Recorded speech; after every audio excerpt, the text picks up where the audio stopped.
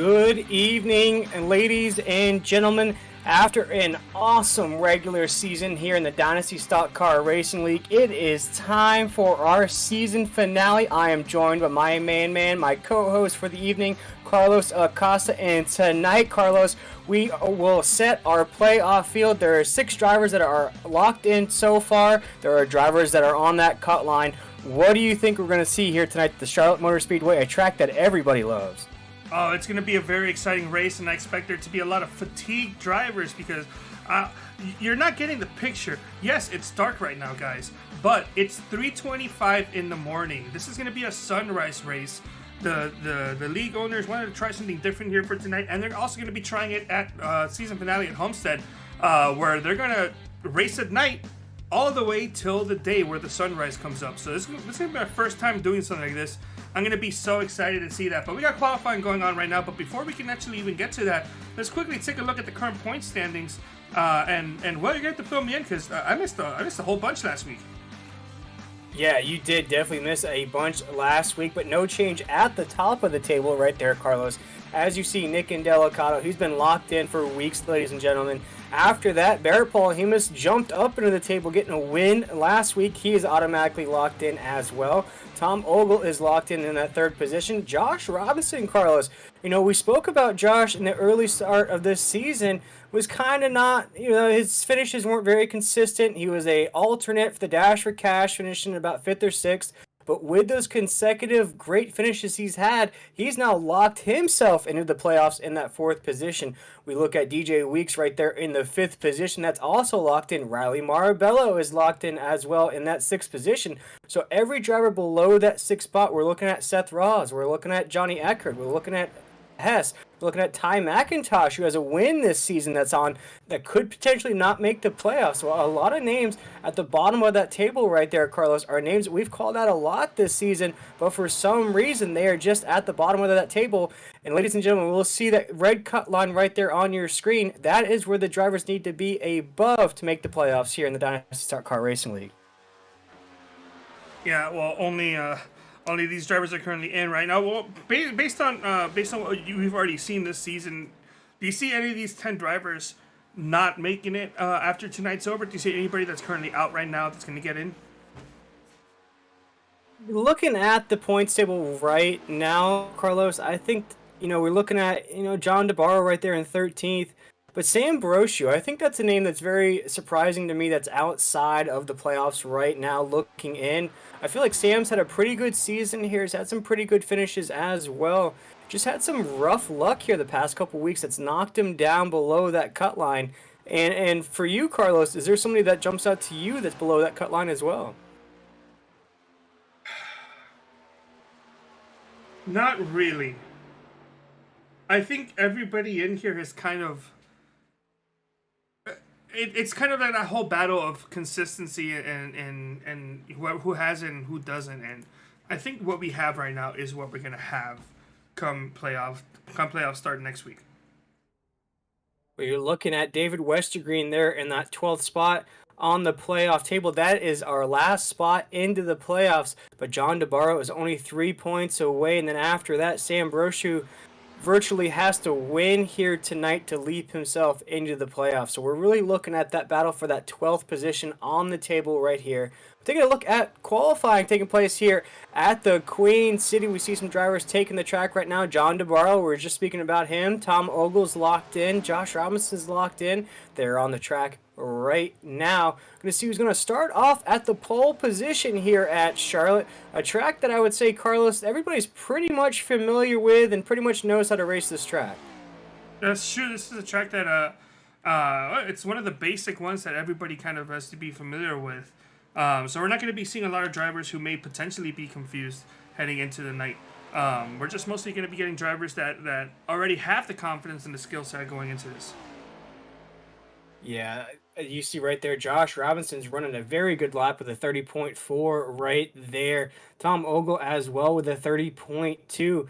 Taking a look now at that grid as a few drivers have taken the track. Looks like Barrett Paul Hemus is at the top of the starting grid right now.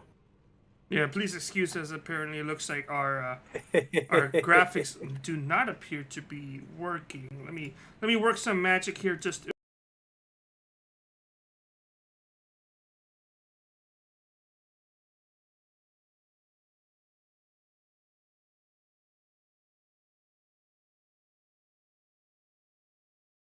it. But as Carlos is getting that fix for the ladies and gentlemen at home, I'm going to go over how this race is going to break down here tonight at the Queen City. Everybody loves this track, so we're going to run about, stage 1 is going to be about 30 laps right there. Then we're going to go to stage 2. There are no stage breaks here, ladies and gentlemen. We will race right through the end of the stage, but there will be bonus points awarded if you can win that stage. We'll race it to lap 60. Then after that, Carlos, we've got about 110 laps to, or 100, looking at about 90 laps to end out this race. Once we hit 60, we're going to race to lap 150, and that will be the end of tonight's proceedings here. But taking a look at that starting grid, Carlos, why don't you run through that first 10, and I'll jump in at 11. sounds like a deal there. Starting in first place is going to be Bear Paul Hemus. Second is Sam Brochu. Ming Hong qualified tonight's race in third with Andrew Hess right at his outside. That's row number 2. Row number 3 is David Westergreen with Josh Robinson right at his outside. Ty McIntosh in 7th. Tom Ogo 8th. Gilberto Javier Gomera in 9th. And Seth Rawls will be starting off tonight's race in 10th place. The Me Fine Machine of Zach Evans in 11th. And Johnny Eckert is qualifying in 12th place. Yeah, that's a great starting position for both Zach Evans and Johnny Eckert right there. Sliding down the table just a little bit there. We're looking at Riley Marabello there in the 13th position. Vic Bloom right there in that number 36 machine is going to start right there in the 14th. Alex Buffoli in 15th. John DeBarra, we just spoke about what this means to him here tonight. He's going to roll off 16th. Jordan Tarble, I can't believe I got his name wrong because we've seen him all season long. He's going to roll off 17th position here tonight. Nick Delicato, not a very good starting position for our points leader here tonight, but he has no worries heading into the playoffs. He's going to roll off 18th. Dallas Myhan's going to roll off 19th, and DJ Weeks going to roll off 20th. 21st is Frank Hughes. 22nd, Davis Warren qualifying in 23rd if the thing ever wants to work. Oh, we only have 22 drivers here tonight. I apologize. But yeah, that's going to be your whole starting grid here. As perfect timing, the gridding music just pretty much ended. But well, you were a little bit late here tonight, so you didn't really get to watch too much of practice. But based on what you've seen, especially with qualifying, who do you think has a good shot of getting tonight's win? I think you ask me that question every time we're going to start this race here.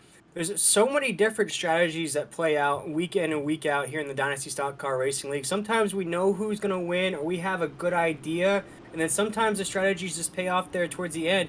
With a 90-lap shootout to end out this thing, we saw Barrett Polhemus last week use that strategy to his advantage and win that race. I think tonight, my underdog pick though, Carlos, I think Josh Robinson could really surprise some people here tonight in that number 30 machine. He's had some really good runs here lately, and I think tonight could be his best yet. Well, pace car is off for 150 laps of awesome Charlotte, North Carolina racing here at everybody's most familiar oval. Oh, they got wrecking in the back already. I'm not sure who that is, but somebody's up against the wall. Yeah, and the yellow flag is out.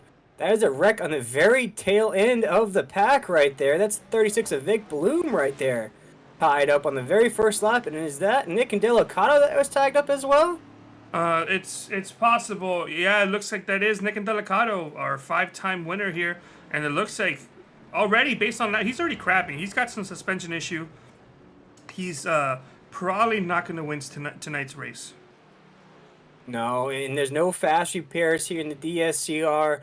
Also tonight, we're going to run with 4 sets of tires, 1 set on those machines to start this race, then 3 sets in the garage. But as I spoke about when we started to talk about that starting grid, Nick Delicato is locked into those playoffs. So tonight was merely just a scrimmage run for him here tonight at Charlotte. Oh, whoa. And you see right there, whoa, that does not look iRacing friendly there, Carlos. Also, the fourth didn't get that much contact. How did he break a car part there? Let's take a look. I think that's the 08 or somebody has an issue.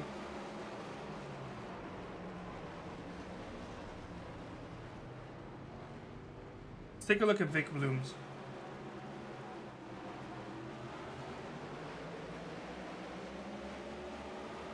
Oh man. Yeah, it's just a rough start here for a track that, like I said, a lot of these drivers are familiar with. They're really encouraged coming into this race. Even if you were starting there at the tail end of this pack right there, you had high hopes coming into this track. And you see right there, oh, what? That just looks very, I very couldn't quite dodgy there, I'd see have to say, who was the Carlos. car that that initially lost control. Uh oh, well, I don't have my this car right here. I can't quite see who it is. Oh, no, no. No, it's a little bit difficult to tell who that was Oh, there here that we initially go. got sideways. The 62 of oh, sorry, the 52 of Riley Marabello had that issue, and it looks like once that Larson Land machine started getting sideways before they crossed the line, he may have alt forward to potentially avoid a hard incident, but was unable to do so on time, and it still took out that 36 Race Oscar machine. It's, And oh, also, I guess Nick and Delicato, I mean, you saw that Ford, like it was crabbing, wasn't it? yeah, yeah, he was. It looked like he definitely had some damage on that race car.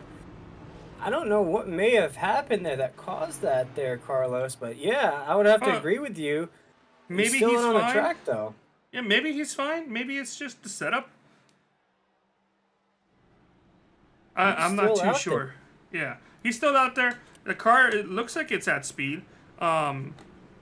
He did go down Pier Road to get some things repaired, but I guess maybe it must have just been a figment of my imagination. But 4 laps into this race so far, we haven't actually had a chance to even go green flag racing, and we're not going to be going to at least maybe till lap 6 because lights are still on in this pace car.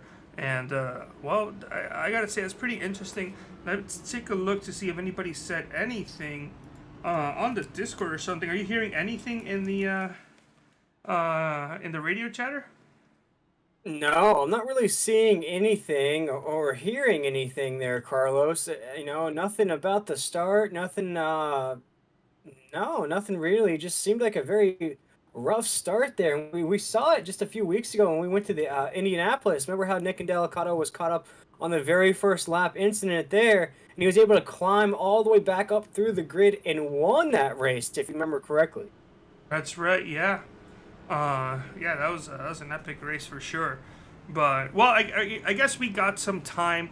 I did get to catch a bit of last week's broadcast. I wasn't able to make it, unfortunately. AT&T, something happened with them. I think somebody was playing with the box outside, and they must have damaged one of the cables. So I didn't have internet until probably Sunday. So it's I had to miss a couple broadcasts I was very upset about. I had to miss the Dover race. That was going to be a fantastic race. So why don't you quickly give me a Yeah. quick rundown as to what happened? Well, the Dover race, which was last week, if I remember correctly, there, taking a look back at that race last week at Dover, you know, we went to Indy Road Course, and then we hit Dover there, and taking a look at those race results. Of course, Barrett Hemus virtually came out of nowhere to win that race there, Carlos. But we had Josh Robinson come home second, an excellent podium finish out of Josh that really solidified his spot into the playoffs. We had Jake Bustos also finish in the third position. But what I would like to mention there, Carlos, we only had 5 drivers finish on the lead lap.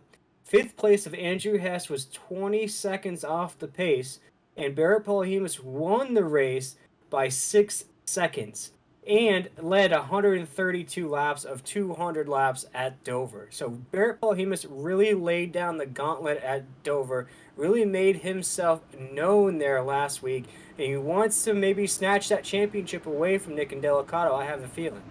Yeah, and thank you so much to Peter Short, my fantastic co-owner, co-partner, co-everything in 3ITV. Thank you so much for stepping in and taking care of what I couldn't do. So he was on the chat earlier. Not sure if he still is, but thank you, Peter. Love you. You're the best. And I hope you're having a great day. But pace cars off. Green flag's gonna come back out, and let's see if we can get past the straightaway. Yes, if we can get this rocking and rolling here at the Queen City, we are across the start-finish line as Barrett Polhemus is going to take us down into corner number 1 in that 79 machine. Sam Brochu's right on that tail as we come around corner number 2. Yeah, no issue so far for any of these drivers going through turns 1 and 2 and all the way into the back straight here at Charlotte Motor Speedway. Side by side, these guys go for the lead as Paul Hemus is going to take over that race lead. Sam Brochu is going to take over that race lead as Paul Hemus decides to, let him have it early. We're on lap 6. This is pretty much the first green flag run we've had, no need to kind of like put yourself in any position as well. Never mind. Paul Hemus retakes that lead back from Ambrosio. As something tells me this may be a kind of back and forth type of night with the way these cars are handling and the setup that gets provided here.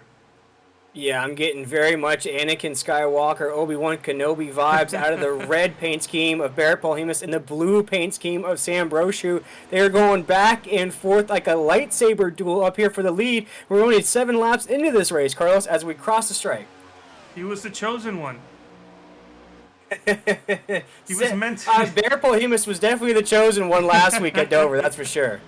Yeah, well, it looks like he's trying to get himself into victory lane here tonight with Sam Brochu in second, Min Hong third, Westergreen fourth, and Hess in fifth. And quick reminder of how the points are going into the night. Yeah, and you take a look at that points table there, Carlos. Sam Brochu, I mentioned that they're down in the 14th position. He virtually has to win here tonight to have any mathematical chance of sneaking into that top 12. Anything less than a victory here tonight will not be enough for Sam Brochu to make the playoffs. And remember, it is not win and you're in. So just because he gets the win doesn't mean that he's going to be able to get locked in. And, exactly. Realistically, I think there's about up to 16th place on the standings that could potentially get in. We're only showing 15 here because that's as far as the graphic will allow us. But that's already with 13th, 14th, and 15th of DeBarro, Brochu, and Buffoli. That's 8 playoff points, chase points, that are going to be left on the table that can't be used for the chase. No, definitely not there. And it's going to be very tight. You see David Westergreen right there on the cut line. He's having a good run so far here tonight, up into the 4th position. He's got Min Hong right up there in the 3rd position. He wants to get around that driver. David Westergreen, mid-hang right there. Want to have good runs here tonight to make sure they lock themselves in. We've basically been Min Hong's cheerleader here this season in the DSCR. It just seems as though every week, though, Carlos, he gets tied up, unfortunately. He's had some very good finishes and some very bad finishes this season. Yeah, that's for sure. But I'm going to let you... we got to thank the sponsors, and I'll let you handle the season sponsors, but I also want to give a shout-out to today's race sponsor at VRA_League. The VRA Racing League races modifieds on Tuesday nights, and I've done a couple races so far, and I gotta say I got a pretty good average finish, and I went 3 races in a row just finishing 2nd place. Don't know how I pulled that off. Definitely did not have the 2nd place car, but I finished 3 races in a row. My first 3 races 2nd place every single time, and then I think I finished 4th the next one. And then since then I've had things come up and I couldn't really race as much as I wanted to. But so shout out to VRA League. The Twitter is at VRA_League. So check them out. Fantastic group. They're fun to race with. It is broadcasted, and why don't you go ahead and take it away? Talk about that broadcast a little, and then talk about the season sponsors. Yeah, no, the Virtual Racing Association is an excellent organization. They run modifieds there in that league and hit all the best tracks, the modifieds that you can handle. Last night we actually were at the Nashville Fairgrounds, an excellent race there. I gotta say though, that league is a bit dominated right now by a young gun with the name of Caden Tufts. Last season he won 7 races. This year it's been a little bit more competitive as the competitiveness has risen in that league as it's done each year, year in and year out. Excellent organization though, Carlos. It's about sportsmanship, it's about respect. Actually, what I saw last night in that race is something I've never seen before. I saw a driver get somebody completely sideways in the corner.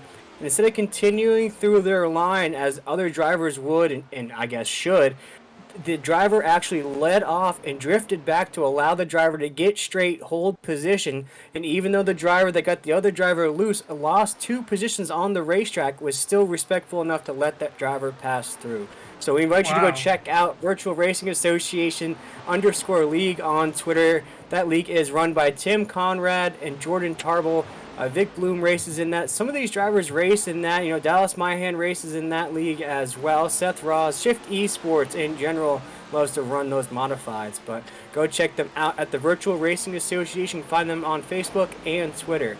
But we can't forget about our season-long sponsors here in the Dynasty Stock Car Racing League. Manny Ray's Cemetery Landscaping Services.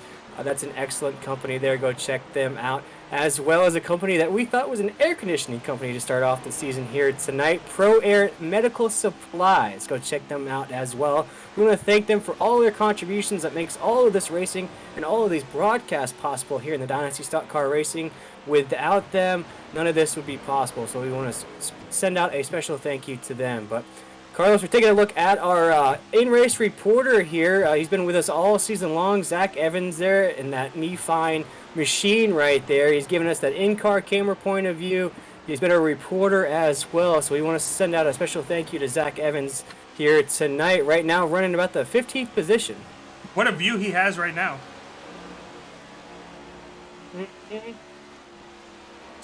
And look how frantic you have to be here tonight, Carlos. You see the wheel movement, and even though Charlotte's everybody's favorite track, it's a track that I actually grew up right down the street from.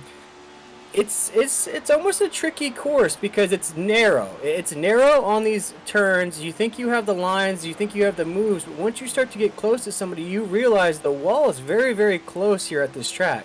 And you think you can go 3 wide, you think you get around somebody. As you see, Zach right now is trying to battle, and it gets very, very narrow at this track.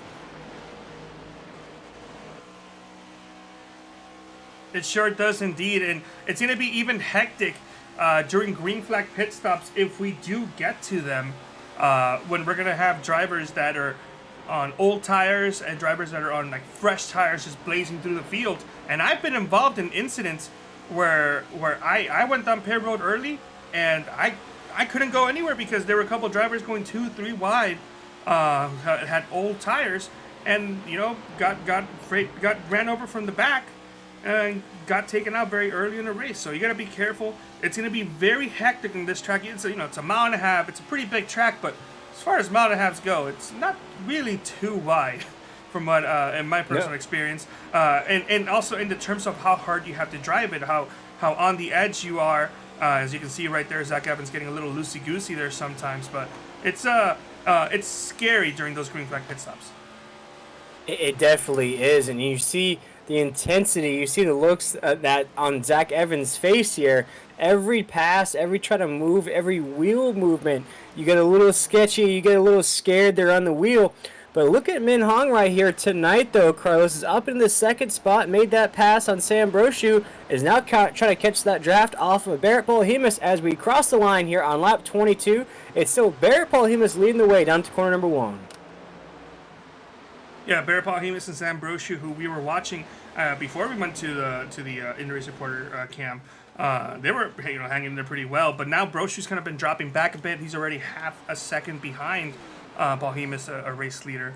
And then Ming Hong, who has kind of taken over Brochu's place in 2nd place, is now hanging on right behind him. And, we may see him trying to battle for that race lead. And, Ming Hong does have the speed. We know that's for sure true. We've seen him compete and get the lead and pass a lot of drivers. Unfortunately, it's just been a bunch of bad luck, some small mistakes that's kind of costed him. Did he just hit the wall?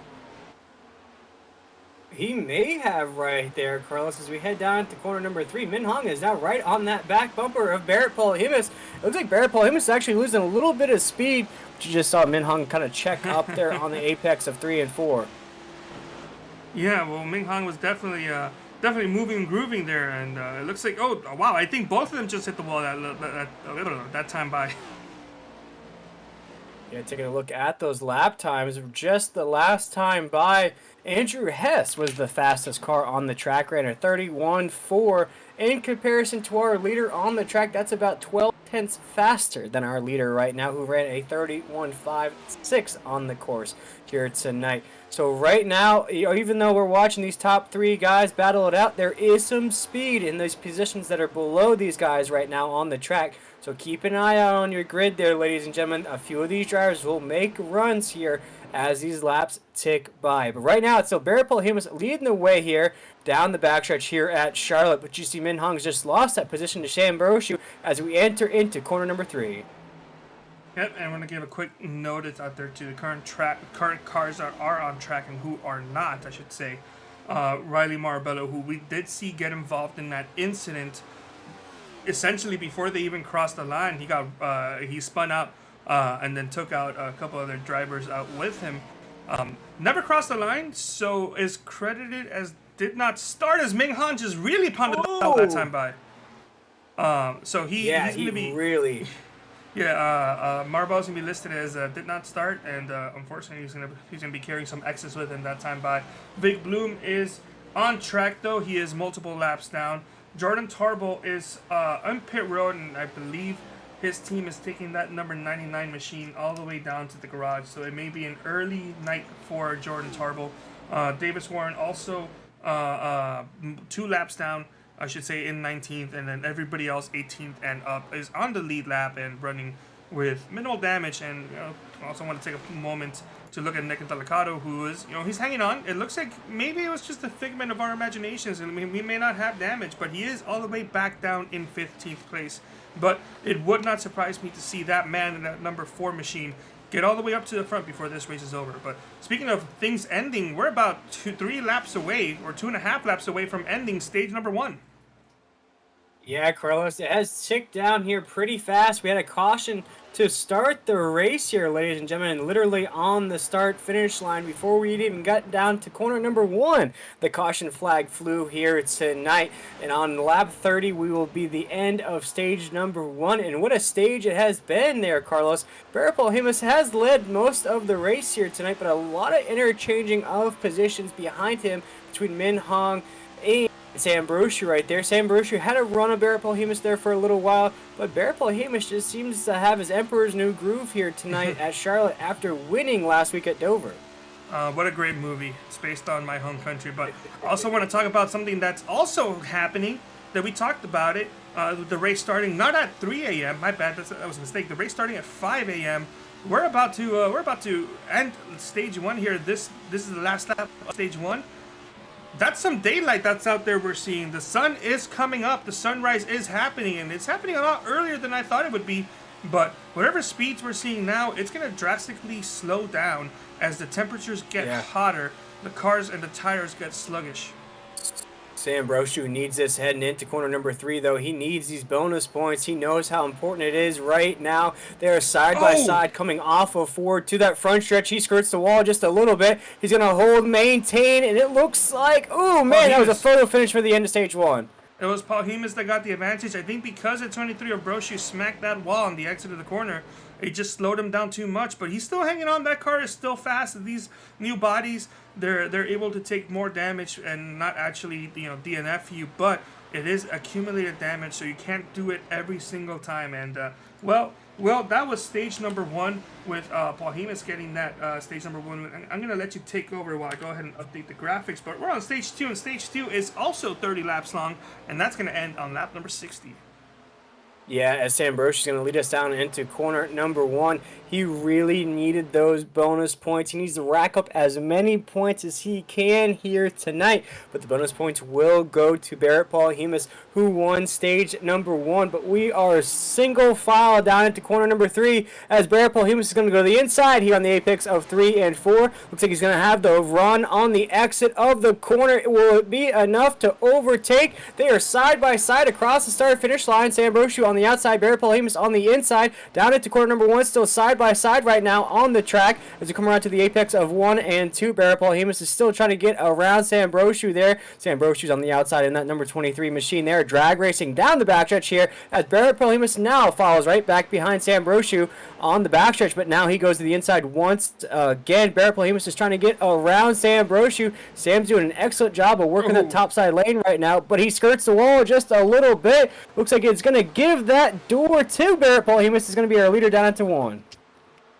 The battle these guys have been running this whole time has been fantastic, but guess what? Westergreen's here, Hess is here. So it's now a 5-car battle for this potential race lead. As you know, we're still in the early stages of stage 2. We just wrapped up stage 1. Paulhumus got that dub, and now it's a 5-car battle for a potential stage 2 victory. And I gotta say, these top 3 drivers have been racing hard this whole race. Once we did get back in green flag racing and with the events of the first caution. So Westergreen, Hess, were they just saving tires and now they're making their way up? Are we gonna see these guys overtake these 3 drivers and then just pull away from the rest of the field? Because I think that's what's gonna happen. And well, right now Hess and Westergreen are battling for that 4th place spot. Yeah, when I was watching those lap times up here in the booth, I saw the speed out of Hess and out of Westergreen there in that 22 machine. They are very, very fast here tonight. I knew this gap was going to start to close here as we head down into corner number 1. Right now, our race leader is still Sam Brochu, but as Carlos mentioned, these 2 drivers that are in 4th and 5th, or excuse me, 3rd and 4th here on the track. No, 4th and 5th, excuse me, right there.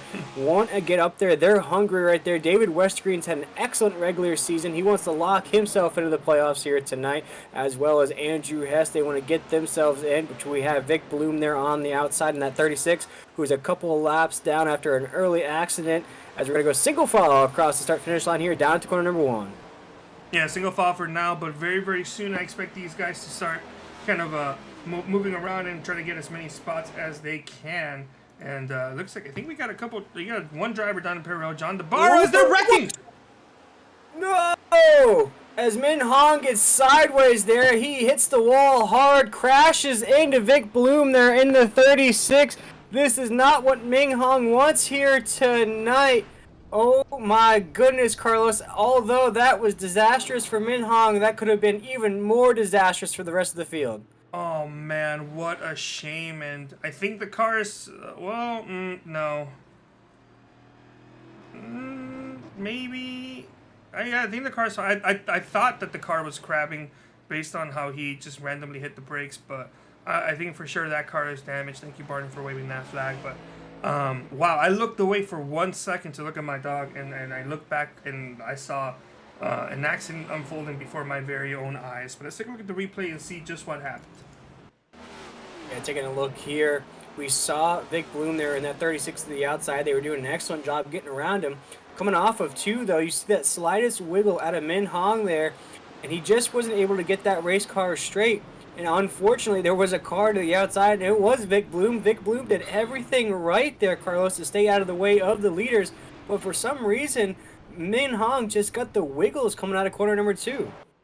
Vic Bloom has done nothing but exist this whole race, and he has been taken out twice by drivers on his inside. Of course, none of the times were on purpose. It's just him being pretty much in the wrong place at the wrong time, or maybe just at the right place at just at the wrong time. But unfortunate for him, that's more damage that drift machine now that the camber's all knocked out of alignment and everything. But we did have drivers going down pit road. Barrett Paulhumus in pit road. Let's see if we can come back out and maybe catch some of that green flag or caution pit stops. As Paulhumus is going to be exiting, yeah, no problem there for him as he leaves first. Sam Brochu second, Andrew Hess third, Westergreen fourth, Seth Rawls fifth. Ogo, Robinson, Eckert, Weeks, and Delicado. Hey, top 10 for the number 4 machine as he's now back in the top 10. So that's good for him. But all right, stage 1 had 1 caution pretty much before the half of the field even took the start finish line, and now stage 2 is a caution.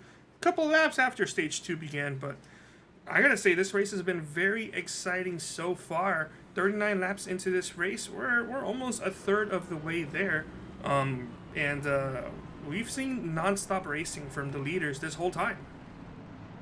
Yeah, we really have. It's been a battle of give and take. Barrett Paulhumus has held the lead and has done pretty well up there. Sam Brochu, though, overtook a couple times there, held the lead as well. Just didn't hold it to where it mattered there at the end of the stage. which really he should have done there to get those bonus points. But here tonight, Carlos, you mentioned it, Min Hong was running up there in the third position, but behind him there was a lot of speed coming though with Andrew Hess and David Westergreen. Two drivers that I feel like are on that bottom half of the points table right there. They really need to solidify themselves here tonight. I believe Andrew Hess might be locked in, but David Westergreen, I believe he's below that 6th spot that we said we're locked in. So here tonight, he needs to race hard, race aggressive, but he needs to make sure that he finishes here tonight, and especially finishes better than John DeBarro. I gotta say, he's got like around 20 points to the good starting tonight's race. Of course, that can easily be negated with a couple good finishes by the competition in the 2 stages, but Hess has been running great. He already got good stage points for stage 1. He's running great in stage 2. I think unless something drastic goes wrong, he should be in. Remember, there's not too many drivers out here tonight. We had 22 drivers start, well, 21 technically, because one of them wrecked before they got to start-finish line. So 20 drivers pretty much on track right now, or I should say 19 on track right now. The chances of him losing 20 points worth of, or 20 positions worth of points, or no, I had it right, 20 points to the competition are very low. So I would say he's pretty much to the good, but anybody that's less than 10 points to the good is maybe starting to sweat a little. Yeah, you're looking at, David Westergreen right there only has 3-point lead on John DeBarro. Sam Brochu, who is running right now in the 2nd position, needs to overcome a very big gap there, Carlos. You're looking at about 24 points for him to make the playoffs here tonight. So a win would put you in contention. It wouldn't lock you in, but it would definitely help when it comes to doing all the math to see who the top 12 drivers are at the end of this race. With Min Hong having that difficulty there, depending on how this all shakes out there, Carlos, that might be a big wreck at the end of this, depending on who wins. Min Hong might get knocked out of the playoffs, depending on how all this shakes out. Well, let's just see what's going to happen. I still kept my prediction of everybody who was in is going to stay in. But, night's still young. We're almost at the 1/3 mark of the way there. And I have a feeling once we keep on going back to green, it's going to go quickly once again. We just had two fluke incidents. The rest of the field they're driving hard, but they're driving smoothly and with the ability to control their vehicles. Yeah, we've got about 19 laps to go here when that green flag waves. 18 laps when we cross that start-finish line when this caution ends here tonight. This is our 2nd caution of the race, but as Carlos mentioned, it has been a very competitive and a very exciting race here so far here tonight. This is the regular season finale here in the Dynasty Stock Car Racing League. And here we go, ladies and gentlemen. That pace car is off the top of the grid. And we're going to go green flag racing here once again from the Queen City as Barry Paul is going to take us across the line down at the corner number 1. Little bit of wheel spin from the top 2 drivers in the first row. But other than that, no issues from anybody else. 42 laps into this race. We got less than 20 to go here in stage number 2. And with how Bear Paul Hemus and Sam Brochu were racing each other on stage 1, I have a feeling we're in for a repeat show as Johnny Eckert, Mr. Inconsistency over here in this racing league in particular, is going just a little wide, but so far, consistent race, top 10 this whole race so far. This is what he has to do. Not do what he did at Dover and run the very, very inside line, because I was there for that. I did see that. Yeah, Johnny Eckert is slowly climbing up the grid here tonight. Right now, registered in the 6th position. Looks like he has the speed here tonight, Carlos. He's just making his way calm, cool, and collected through that grid to make sure he has an opportunity. And looking at Johnny's lap times right now, he just ran a 32.5 last time by. His best on the track's been a 30.51, so definitely has some speed here tonight with a 32.52. That puts him about in the top 3 of lap times right there last time by. Actually, Johnny Eckert just ran the fastest lap time on the track last time by, ran a 30.49. So Johnny Eckert is currently the fastest car on the track, and it looked like that as we head down to corner number 3. Yeah, it was Johnny Eckert, Nick Delicato, and Seth Rawls, your top 3 that last lap. Very good lap times. Of course, Johnny Eckert was the only one that broke past that .50 mark on the 30-second marker, I should say. But Seth Rawls, Bear Paul Hemus, your current 1-2. Excuse me, Seth Rawls, your leader. How did that happen? Yeah, look at me now. It's the Magic Man on the track like Cal Naughton. He has come out of nowhere. Abracadabra. Look at me now. I'm at the top of the grid, leading the field down at the corner number 3. We had no idea he was even up inside the top 5. And Seth Rollins is going to take us to the line as the race leader. And he has a little bit of gap between him and Barrett right now, heading down to corner number 1. Just the tiniest little bit of gap. Probably the biggest we've seen this whole race, though. And the at VRA League 225 here at the famous Charlotte Motor Speedway as the sun's out. It may not be fully out, but that sun's out. The temperature is getting hotter. And the racing, well, it's been hot this whole race. And Seth Rawls is now leading this race here at probably, I'm going to say this is probably like 8 in the morning right now in sim time. As I'm sure some of these drivers, I guarantee you not everybody went to sleep early to wake up. I'm sure some of them are already running on multiple hours of being awake.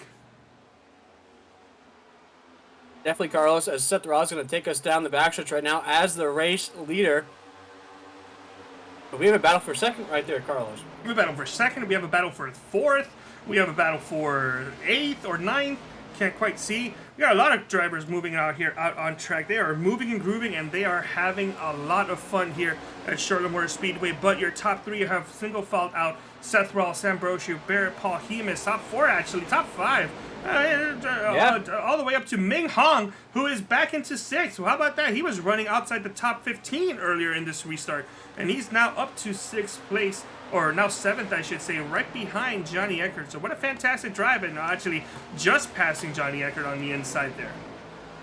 Yeah, you can feel the intensity, you can feel the anxiety that these drivers are feeling here tonight, knowing that it's the regular season finale here. This is the time to leave it all out on the table, because once those playoffs start, it's basically restarting the season here in the Dynasty Start Car Racing League. So you want to lay it all out here tonight. You want to put your best foot forward here at Charlotte, a track that everybody is familiar with here in the iRacing Simulator. And you see right now, Nick Indelicato is doing exactly what he does every week there, Carlos. Has slowly crept his way up inside the top 10 right now. Currently 8th on that grid, is on the tail of Andrew Hess and Johnny Eckert right there, trying to get around them. And he has Tom Ogle behind him, and Tom Ogle can be one of those buddies that pushes you up to the front. There he is, that man. U2's on YouTube, giving you that thumbs up, saying, hey, I'm up 10 spots. I'm going to be up another 8 or another 7 more spots here before this night is done. Because you know that's what he's thinking right now. And definitely appears to be no damage on his vehicle. So whatever he had, little baby kisses worth of contact on that initial start of the race, even before he crossed that line. So from what we thought, specifically me, I was the one that kept on thinking that his day was done. To what he has now, getting in the top 10, and I definitely am expecting to see Nick Indelicato get into this race, get into this lead, and honestly, I'm calling it now. I think he's gonna win. He might win. He does this every week here, ladies and gentlemen. He takes his time. He's very calm. He's very composed on the racetrack. He never really rushes anything either there, Carlos. He slowly is just methodically dicing through the field like Kill Bill right here, just slicing through. And you see right there, that's a big move. Oh my goodness, he's going to go to the outside of Hess right there. It's going to go side by side down into corner number 3. That was an excellent onboard view there, Carlos, to see what Nick Indelicato was looking at. But he has a line underneath him that's going to cause him to lose a little bit of speed, as now Tom Ogle is going to overtake there. I'm just amazed at the amount of car control and speed, overall speed that Nick Indelicato has on this specific league in general. It's kind of like supercharged players on other sports. You ever play any of those like baseball or soccer or football games where they have like just supercharged cards that you can do on your like Dynasty type of thing? It's Johnny Eckert on Oscar, who's like 120% compared to like 100% overall like rating. We have Nick Indelicato, like supercharged driver in this league alone, and me and at VRA _league, supercharged only for second place finishes though. when I race there, it's the only league I've ever been fully good at. Yeah, that's my supercharged league. That's my supercharged card. Other than that, it's below like 50 level, or like that's my 50 overall performance on every other league. And you see here tonight, Carlos, the action is supercharged. We're seeing a lot of these drivers waste no time when they get on the back bumper of the driver in front of them. They are bobbing and weaving. Doesn't matter what position they are racing for here tonight. They are trying to get around them as quickly as possible. With less than 5 laps to go here in stage number 2, you can feel the intensity building here at Charlotte. As now Tom Ogle is going to go to the inside of Andrew Hess right there on the corner. He's trying to creep up into the top 5 here in stage number 2. He overtakes pretty easily there in that White Claw machine here as we cross the start finish line here. Now on lap 56, these laps are flying by here at Charlotte. We've already seen 3 cautions here tonight as Seth Ross is still our race leader, but it looks like we have a battle for the lead ensuing up there, Carlos. Yeah, correction. We've only seen 2 cautions here tonight.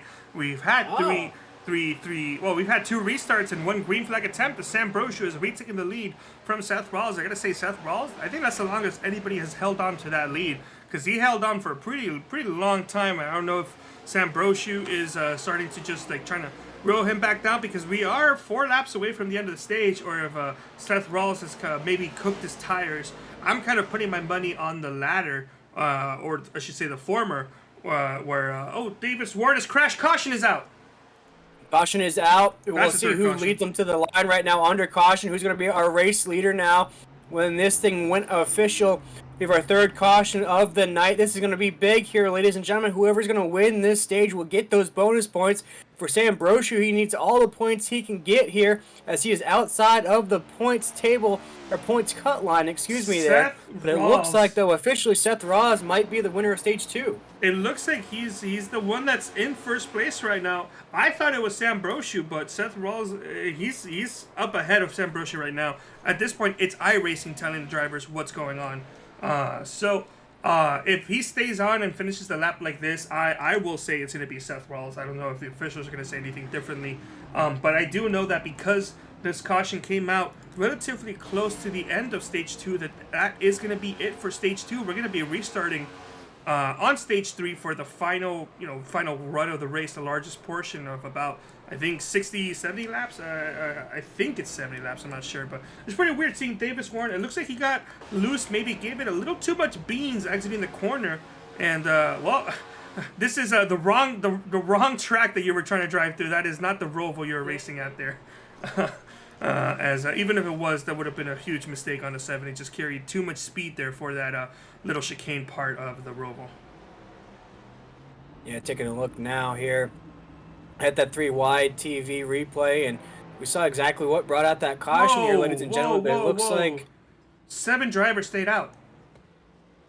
Sam Brochu, Westergreen, Polhemus, Ogle, Bafoli, Hughes, Weeks all stayed out. Seth Rawls, Ming Hong, Indelicato, Myhand, Hess, McIntosh, Robinson, Evans, Eckert, Javier Gomera, and DeBarro all went down pit road. So we have a split field, and I don't know how that's going to play out for these guys. I would have probably went down pit road. And as we're still under caution, though, there, Carlos, we're going to cross the strike here on lap 60, which will officially be the end of stage number 2. When the caution came out. It's over. It's over. Okay, so Seth Ross is the stage winner there at stage number 2. But Sam Brochu is going to be our leader here, the drop of the green flag. Yes, it is. And actually, why don't you go ahead and take over for a bit while I update Rawls' name to show that he won a stage. Yeah, what a big stage win it was for that 25 machine of Seth Ross. Taking a look at Sam Brochu now at the top of the grid. As I've mentioned a few times here tonight, he needs to win to mathematically have a shot. Not saying that he will get in with a win. That's basically what he has to do here tonight, is win the race, then hope the chips fall in his direction to make sure he makes that cut line of the top 12 here tonight. But ladies and gentlemen, we are creeping up to almost past halfway of tonight's event. This is the regular season finale of the Dynasty Stock Car Racing League. It has been a fantastic season. Of course, Nick Indelicato has won some races here tonight. Barrett Polhemus has won some races as well. But a lot of these guys have shown a lot of speed all season long, Carlos. Yeah, that's true indeed. a lot of speed going on. And while the sun has pretty much dipped on over and is spewing into the track there on the turns 1 and 2, I want to see if maybe there's a car that hasn't gone past yet. Let's take a look from the roof camera. And I gotta say, that's gonna be annoying. This is not Homestead Miami Speedway levels of glare down the front stretch, but it's definitely gonna be bothering some people through some portions of turns 1 and 2. And also gotta tell you, being very close to Homestead Miami Speedway and the many years I've gone to that track, that glare is no joke. Yeah, that Florida sun is no joke, Carlos. I'll agree with that. No, you get a tan at night. That's how hot it is. That's how hot. That's how strong the sun is. Ladies and gentlemen, if you don't know what it's like to live in Florida, imagine walking out to your car and sweating when you get inside your car. That's no, basically not even. what living in Florida is like. The moment you think about going out, you start sweating. That's how hot it is. Right, exactly. You got to make sure you bring a change of shirt with you because you're going to be sweaty wherever you're going. Well, lights are off. Drivers are side by side here. We're going to have our third restart of the night. And, well, I got to say, the 3 accidents we've had have been unique in that probably they're accidents that shouldn't be happening. But right, we're not having incidents because drivers are pushing it too hard side by side. Or they're making mistakes when they're contending next to each other. It's kind of like fluke incidents okay, to be fair, yeah, we did see the first 2 kind of were similar-ish. Although one was up to speed, the other was starting in the race. The third one, a driver got loose. A driver that had already had damage in their car got loose and spun through without making any contact with anybody else. So I don't expect there to be too many more cautions, and I wouldn't be surprised if this race went green flag the rest of the way. But I don't know. As the sun gets up and the track gets hotter and hotter, I don't know who's going to win. But I got to say, I like looking at that Pumpkin Spice White Claw machine there in 4th place. Yeah, I don't know if I can get myself to try one of those Pumpkin Spice White Claws, but wait, that is that paint Pumpkin scheme Spice? definitely Whoa, looks good. I see apples. Could be apple flavor. Yeah, that might be like... okay, I got to look up what apple flavored White Claws are, but that's not Pumpkin Spice anymore. But pace car's off. Go ahead, take it away. Pace car is off right now. As Sam Brosh is going to take us to the line right now, down into corner number 1, our race leader, as we start off the end of the stage racing here. And this is going to be the last dash until the end of the regular season here in the Dynasty Start Car Racing League. Oh, I wasn't ready for you to come back. For me to come back. But yeah, no issues there for the first 2 drivers. The 3rd place is being battled between. I think that's apple cider White Claw. I couldn't actually get a look there. You brought that me back actually too sounds early. good. I'll try that. I'll try apple cider White. I'll try any flavor White Claw, honestly, especially pumpkin spice or just pumpkin in general.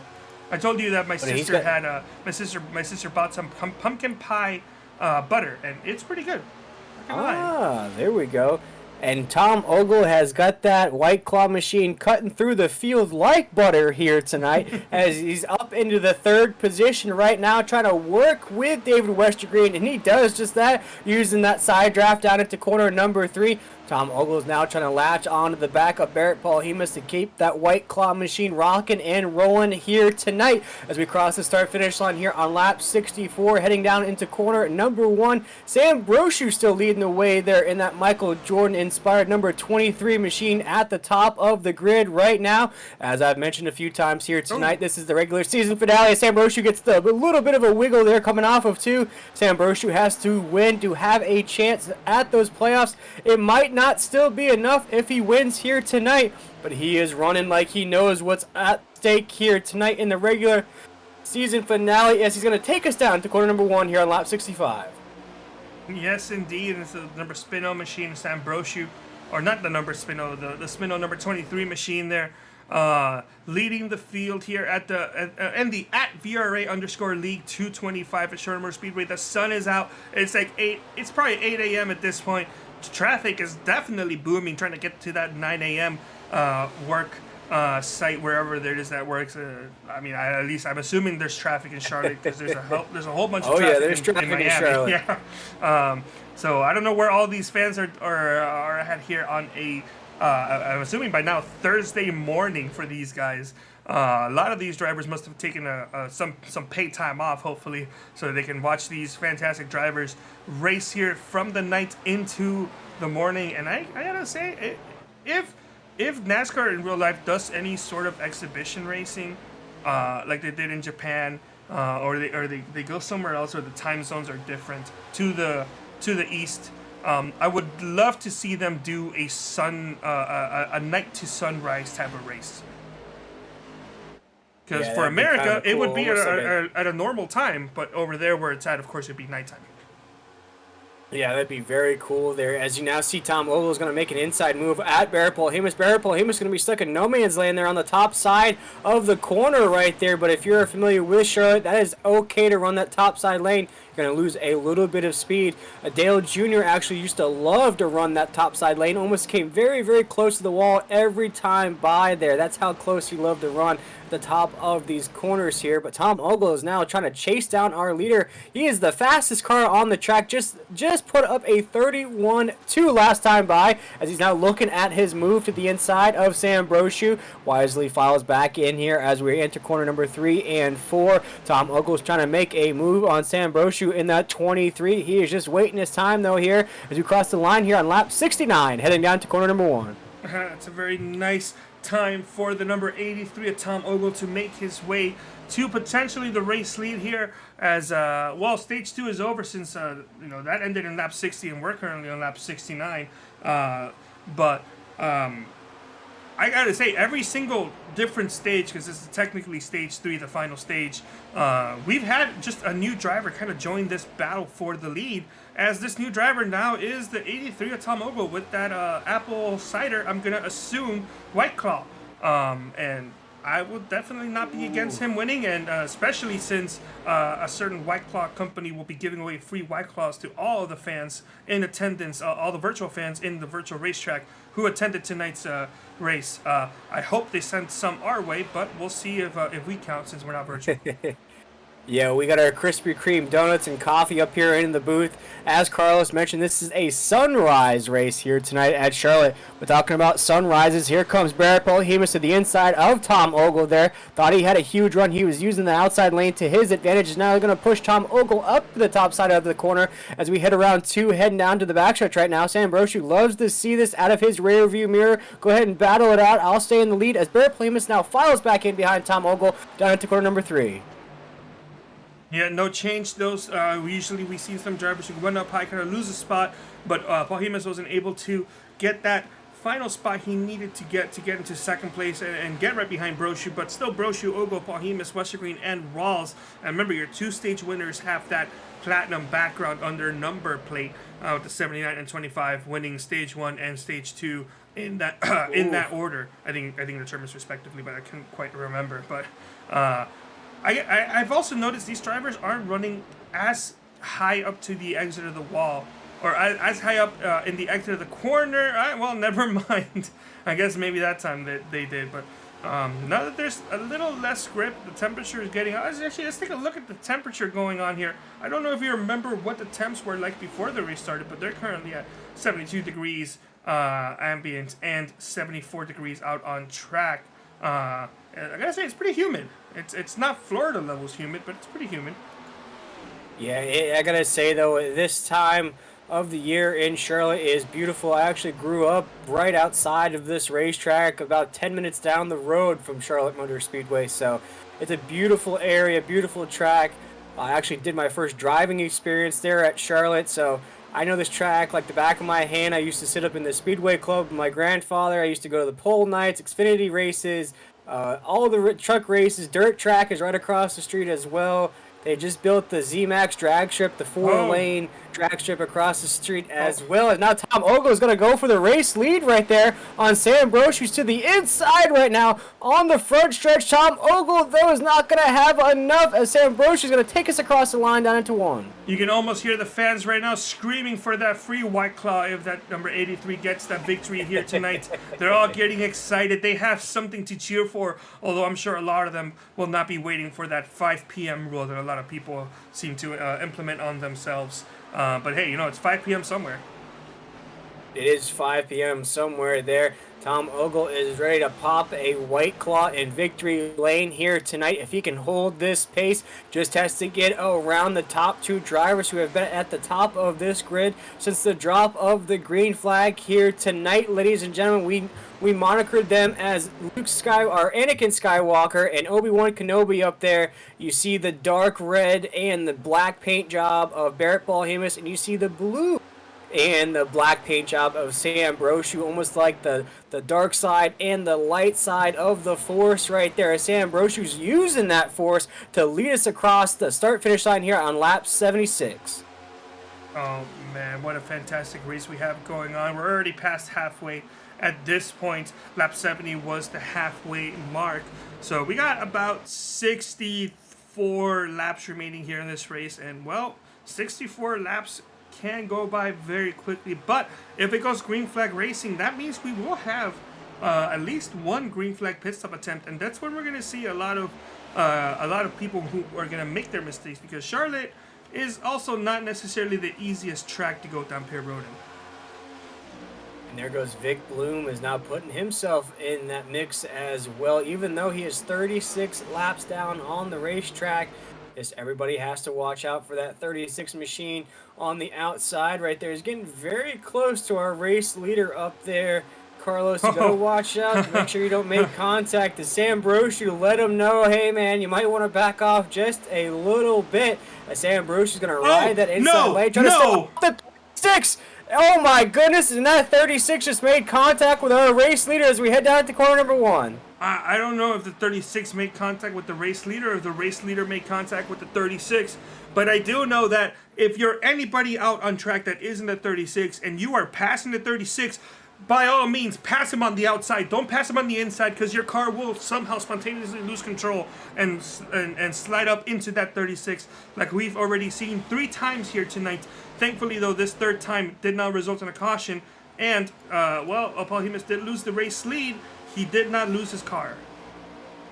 No, he did not lose his car right there. Barrett Balhamus is still in that second position right now. Sam Brochu still leading the way right now here at Charlotte on lap 80 right now, ladies and gentlemen. This is the regular season finale. This is the time to lay it all out on the table right now. Once those playoffs start, it's a whole new season, because then we're starting to count playoff points. But right now, this is the time to show up, to use that confidence, to use that momentum you have from tonight's race in the playoff races. And we're seeing it out of the top of the grid here tonight, Carlos. These drivers that have really made a splash here the last couple weeks want to make themselves known. We're looking at Barrett Balhamus. We're looking at Tom Ogle. We're looking at Josh Robinson, who has come out of nowhere now up into the 4th spot right up there. Looking at Andrew Hess down there in the 6th position. Now in the 5th position, these drivers want to make themselves known. They want to say, hey, you know, Nick Delicato has won the most races this season, but we're some drivers that could take home the crown at the end of this. It's like every 30 or so laps, we have a new contender kind of joining the fray. And the 30, he is third though, but he's not fully there yet to really be a part of the fray just now. But I would say probably within the next 8 laps, when it is 30 laps since the start of the last stage, that's when you're going to be seeing, I'm assuming, that 80 kind of fully join it and become the new driver in the mix. As well, it looks like Tom Ogle has been dropping back a bit since he was possibly challenging for the race lead. But we do have Sam Brochu, who is the race leader, but he's got 2 lap vehicles in front of him, the number 70 of Warren and 36 of Vic Bloom. And I still am not quite sure what happened. I didn't get like a little replay marker like I usually do, because there was no caution and there wasn't really a position lost for the race leader. So I would have to guess as to where that contact was, but there was contact that was made between the 36 and your race leader in the 23s. And at this point, just if you're racing and watching the broadcast, do not pass that 36 on the inside. Just find a way to get him on the outside. No, one driver that wants to make some passes right now is Josh Robinson in that 30 machine, who's the fastest car on the racetrack right now. Just ran a 31.6 last time by. He was trying to get up there, has a few cars in his way right there. Sam Brochu, he could make a pass on Sam, but he has to get by those lap cars in the same motion. He can't just get past Sam and be okay, as he's going to try to go to the inside right there, but Sam is using those lap cars for his advantage. A little bit of draft to pull along that 23, but now you see the 23 go way high on the corner. It's going to open the door for Josh Robinson on the inside as we're going to drag race down the backstretch. Yeah, side by side, they are going for that. Well, there's not really a position. Warren's 2 laps down. Bloom is 33 laps down. But the 30 is there. Josh Robinson 5 laps earlier than I expected, as he's side by side to the race leader right now. And honestly, they got nowhere to go because we got 2 drivers in front of them going side by side. Well, not anymore, as the advantage has now gone back up to the number 23 of Brochu, and he's going to pass at 36 on the outside. Thank you. Here's a kazoo for you. Thank you so much for passing him on the outside. That meant absolutely no risk for any driver involved, as Bloom pretty much has to just commit this thing on the inside at this point. He is 34 laps down. There's like no chance of you getting back in the lead lap. So just hang on. Don't put yourself in a position that to get involved in an incident. Don't put others in a position to get involved in an incident. And Vic knows this. He's a smart driver. Mostly just telling the people that are just watching out here tonight. But what about the 30 is still going up for the lead. Excuse me, as I'm tongue-tied here. As Brochu on the outside, 30 of Robinson on the inside, advantage to the inside there. But we do have a lap car in the middle to the inside, as that's not going to matter for Robinson, as Westergreen has gone down pit road, who's 8 laps down. Well, he's leaving pit road right now. It'll be 9 laps down. But new leader, Robinson, 2 laps earlier than I expected. What about that?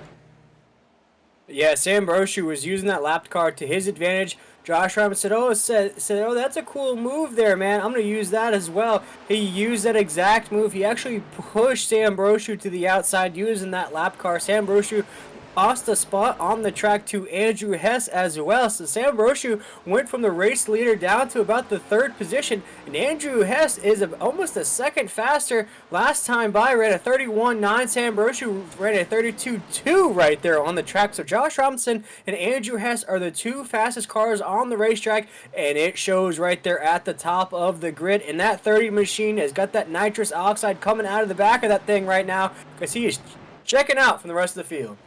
Dude, stage 1 has been completed. He's got that danger to the manifold message popping up right now, but he's hitting the NOS one more time, and he's pulling away from the rest of the field. Yeah, it doesn't matter if you win by an inch or a mile here in the Dynasty Stock Car Racing League. That 30 is leading us off of corner number 2 right now. And I mentioned it to start off this broadcast. He was my underdog pick here at Charlotte Motor Speedway. He's been showing that consistency. He's been showing that practice here week in and week out. And just a few weeks ago, he was an alternative. He was just an outside driver, finishing at about 5th or 6th spot. Last weekend finished in 2nd, and now tonight is leading this race on lap 91 with about 60 laps to go, as we have green flag pit stops ensuing. It's time. I thought something was going wrong with my ticker, and then I finally looked down and I saw a bunch of names popping down saying that they're going down Perry Road. Brochu, Pahimis, Ogle, Hughes, all down Perry Road right now. So we got 4 drivers. And the rest of the field, well, it's only a matter of time now, as I expect to see a lot more drivers going down Perry Road within the next lap or 2. As you see, Josh Robinson still out on the track right now. We'll see when exactly they head down pit road. They're at the top of the grid. And Carlos, I'll ask you, as an experienced driver yourself, what's the better strategy here, to head down early or to head down later on in this green flag run? Oh, that's simple. For everybody that isn't me, if you see me going down pit road to pit early, you stay out, because the caution will come out. If you see me stay out, the caution will never come out. You see right now we're going to have a bit of a reshuffling of the grid, as a few of these drivers will determine when they want to head down pit road. We'll see these strategies play out.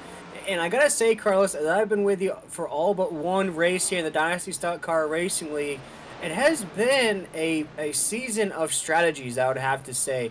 You see it at every single racetrack. All these drivers implement different strategies. And what that shows to me, Carlos, is these drivers really do their homework. They put in the practice. They run with their teammates. They know these tracks. They know when to pit. They know their equipment. And you see it week in and week out, because sure, we talk about Nick and Delicato, but a lot of these other drivers implement their own strategies. They take their own race notes.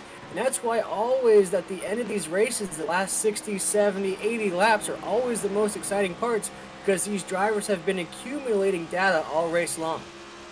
Look at Tom Ogle's face. That is definitely not the face he has going on right now, as he has to maneuver his way through all these drivers who are on the lead lap, but they're on old, slow tires, and this is what I was talking about. Thankfully for Tom, he's only passing them kind of like one car at a time, but I didn't have the in-car camera going on at the time, but Bear Paul Jimenez had to go past a couple drivers who were side by side, and that was a little scary, especially when you exit the corners, but so far, so good for some of these drivers who did go down pit road early. Yeah, we're looking at about 55 laps to go here, right in the season finale of the Dynasty Stock Car Racing League. This race action is brought to you by 3Y TV. It's also brought to you by all of our season-long sponsors here, the Dynasty Stock Car Racing League, which includes Many Race, Cemetery Landscaping Service, Pro Air Medical Supplies, Equipment Company, as well as our title sponsor of tonight's race, the Virtual Racing Association. You can find them on Twitter at VRA_league, and they are an excellent modified league. We invite you to go check them out. They run and where on can Tuesday you see nights. them? You can find them on 10-4 Broadcasting, which streams to YouTube, Facebook, and Twitch every Tuesday night at around 8:30, 8:45. I love the guys at 10-4. I would have definitely hit them up to see if they could have covered me for my broadcast, but unfortunately, I already knew that. Well, you were doing this race regardless, and they already have a Thursday broadcast that they do. So other than that, I would have contacted them to cover me out if they were available. But shout out to the 10-4 guys. Fucking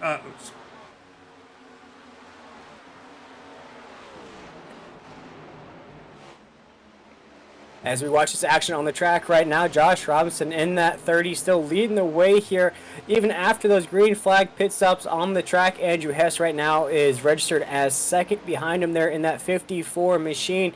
We see a little bit of a reshuffling of the grid, as I don't believe there, Carlos, Josh Robinson or Andrew Hess had done pit road yet. Oh man, that's 3 years without me making a mistake, and that's the first one I do. But no, actually, more than that. Your top 12 drivers have yet to go down pit road. So everybody that's on the lead lap hasn't gone down pit road quite yet. As well, I don't blame them. You don't really want to run a full tank of gas there to end your stage. Plus, a caution could come out, and if a caution comes out now, it's gonna work out for all these drivers that stayed out. And if it doesn't, well, it actually hasn't been that many people that have gone down pit road, so you're not really going to be losing too much time, although you don't want the caution to come out, though. But see, my question to you, though, Carlos, as those drivers, as we just spoke about, the drivers that stayed out on the racetrack, when do you start to see the equipment fail a little bit on you? Yeah, you can push these machines to the limit, but there has to be a breaking point for, let's say, the tires or the fuel limit. It really matters on how many times you kind of hit the wall. If you're Seth Rawls, you're probably good. If you're Ming Hong and you see that damage there, you're probably not so good. You probably shouldn't be hitting that wall too many more times, because that accumulated damage is piling up. Nick and Delicado, U2 on YouTube, is down in pit road right now, and he was up to third during that green flag exchange. So now he's going down pit road. He's going to drop down a couple spots, but that car has seen some things today. Yeah, but for Nick and Delicato, I mentioned it here tonight. This is essentially a scrimmage race, a preseason race, if you will. There is virtually nothing on the line for that 4 machine. Whoa. All know on the broadcast here is Min Hong is going a little bit of off-road racing there. He is in the grass, not sure what's wrong with that race car there. As we take a look back at Josh Robinson, Robinson's still in the lead there. And Nick and Delicato, as I was mentioning there, Carlos, doesn't really have anything on the line here tonight, but I know how competitive he is. I know how he wants to put that 4 machine in victory lane. He wants to win here tonight, but he's all about won the regular season championship here in the Dynasty Stock Car Racing League. Yeah, Ming Hong is driving a Ford, but he's driving a Mustang, Ming. Named after the plane, not the horse. You're also not driving the Bronco. You were going all bucking Bronco there, pretty much through the grass there. So remember, you're driving the Mustang, not the Bronco. Although they're both now technically big vehicles. With about 47 laps to go, we're going to start to see the field take shape here as these laps are ticking down here in the regular season finale. Still looking at Josh Robinson, our race leader right now. Still looking at Andrew Hess, who was the fastest car last time by, who just ran a 32.08. We're going to check back in with our in-race reporter, Zach Evans, who's giving us this wonderful simulator point of view right there, as well as this in-car camera right here. And he's been running so that Me So Fun machine. And you see right there, you see that face of intensity he has here tonight. He is inside the top 10. This is the face of the person who got up at 7 a.m. the night before and has pretty much been racing for over 24 hours at this point. He is at it. Joking aside, though, he is focused in right now. He was running before the green flag pit stop exchange. He was running, I believe, outside the top 10 in 12th or 13th. And he's going down Pier Road right now, so hasn't quite broken into the top 10. This doesn't count because it's during green flag pit stops, but I do believe he does have the speed to get a top 10 finish should things kind of go his way. We're looking at about 45 laps to go right here, ladies and gentlemen. We're starting to see these drivers head down pit road. Now, I'm curious to see who's going to be at the top of the grid when this all resets. But currently, our top 5 on the racetrack right now as it stands. We're looking at Josh Robinson, number 1 in that 30 machine. Andrew Hess, second right there in that 54. DJ Weeks is up there in the 3rd position. Javier Gomera is right there in that 4th position as well. That's Gilberto. Looking at Johnny Eckert in the top 5 right there as well. John DeBarro in 6th, but looks like he's just heading down pit road now. But you see Barrett Bolhemus there, Carlos, has already got his pit stop out of the way. He has now climbed himself back inside the top 10. Yeah, the first driver is Sam Brochu, and then Bolhemus currently 6th and 7th, and Tomogo Buffoli, Nick Delicado, and Frank Hughes are your first set of drivers that have gone down pit road. So everybody ahead, Eckert, Gomera, Javier Gomera, should say, Weeks, Hess, and Robinson have yet to go down pit road. And, well, at this point, they kind of need a caution to really help them out. Because at this point, a lot of the drivers have already gone down pit road. So if you haven't gone down pit road now, then stay out as late as you can, because you're going to be losing a lot of spots. And you better hope you get that caution. Yeah, and for those drivers that are already locked into the playoffs, they can afford to take those gambles here tonight. But one driver that I want to see maybe stay a little bit conservative but aggressive at the same time, and that's Sam Brochu in that 23. As you see, our race leader for just a little while, Josh Robinson's down pit road there in that 30 machine. He's going to go ahead and get that last pit stop out of the way, make sure he is good for the finish. But for Sam Brochu, you know, I've spoken about it a few times here tonight, Carlos. He needs to win. He needs to win the race. He's been running strong here all night long inside the top 2, top 3 majority of tonight's race, battling with Barrett Bolhemus. But here, as these laps are starting to tick down, I know he's starting to get a little bit sweaty on that simulator. The anxiousness, the anxiety is starting to build to know that I've been racing all season long and I might not make the playoffs without a win here tonight. He has to put that 23 in victory lane. For sure, he cannot end tonight knowing he didn't give it his best, because he's been at it all night long, and this whole race he's been doing a fantastic job to get himself in the position he needs to do to capitalize. Now he has to make sure that he keeps that strength, that fight going on until the race is over, because we're past the 2/3 mark of the race, as we're about to have we probably have about 41 laps remaining in this race, and that's going to go by very quickly. Yeah, and Carlos, as we're watching a few more drivers head down pit road, if you don't mind throwing up that points table for the folks at home to take another look at it, because as it stands right there, you know, you see Sam Brochu's now our race leader on the track. Now you see Sam Brochu down there in the 14th position on the right-hand corner of your screen, ladies and gentlemen. But you look at the names that are above him.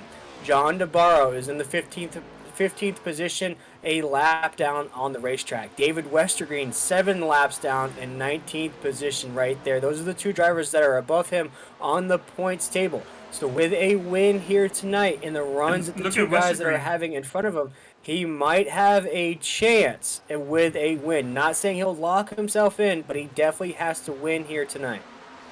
And I want to mention, look at where Westergreen is. Westergreen was the last driver coming into this race.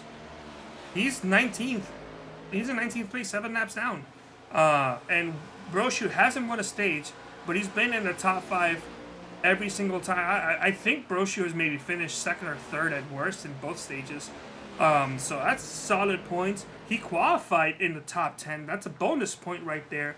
And as far as I can tell, he doesn't have any incident points, so that's going to be another bonus point for him. So Brochu looking pretty good. As I hate to say it, but it's entirely possible a driver that's in the top 10 or a driver that's in the chase going into this as we has gone down pit road.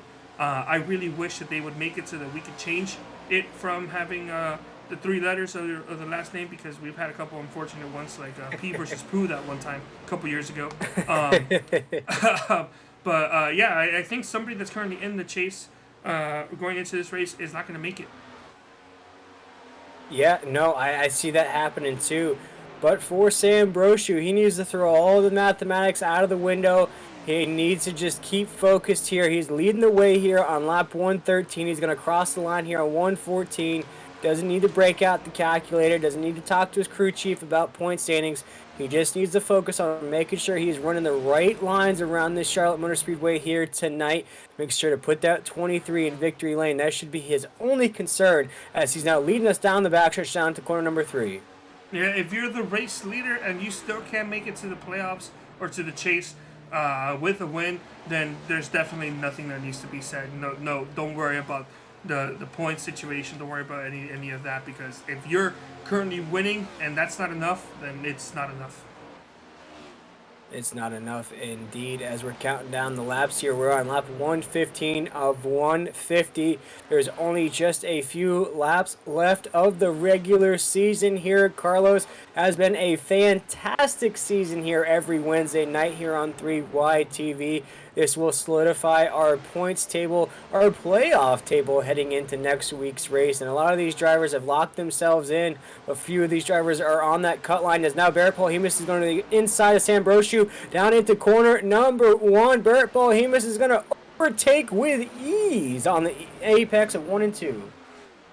Yeah, no problem there for Paul-Hemus, who does have, well, actually, looking at it now, he does have the same amount of tires as Brochu and Ogle each have. They all went down pit road on lap 90, so they have the same amount of tire wear. Let me see if I can pull up the graphic. I think I fixed it, but I'm not too sure.